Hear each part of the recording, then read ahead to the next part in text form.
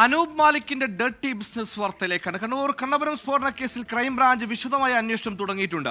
സ്ഫോടക വസ്തുക്കൾ കച്ചവടത്തിന് വേണ്ടി മാത്രം നിർമ്മിച്ചെന്നാണ് പ്രതി അനൂപ് മാലിക്കിന്റെ മൊഴി. എന്തായാലും കൂടുതൽ അന്വേഷണത്തിനായി പ്രതിയെ പോലീസ് കസ്റ്റഡിയിൽ വാങ്ങിയേക്കും. അതേസമയം ഈ ഉത്സവകാലം ലക്ഷ്യമിട്ട് ശേഖരിച്ച് നിർമ്മിച്ചു വെച്ച സ്ഫോടക വസ്തുക്കൾക്കാണ് കഴിഞ്ഞ ദിവസം പൊട്ടിത്തെറിച്ചത്.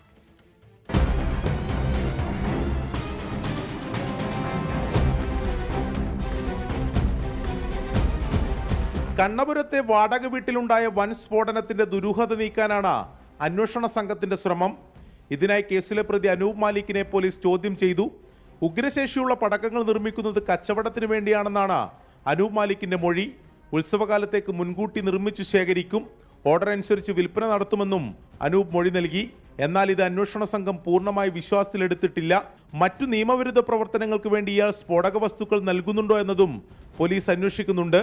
പ്രതിക്കായി സ്ഫോടക വസ്തുക്കൾ നിർമ്മിക്കുന്ന ആൾക്കാരെക്കുറിച്ച് അന്വേഷണ സംഘത്തിന് വിവരം ലഭിച്ചിട്ടുണ്ട്.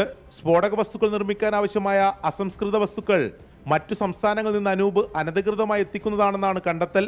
കൂടുതൽ അന്വേഷണത്തിനായി പ്രതിയെ പോലീസ് കസ്റ്റഡിയിൽ വാങ്ങിയേക്കും. സ്ഫോടനത്തിനു പിന്നാലെ ഒളിവിൽ പോയ അനൂപിനെ കാഞ്ഞങ്ങാട് നിന്നാണ് പിടികൂടിയത്. 24 കണ്ണൂർ.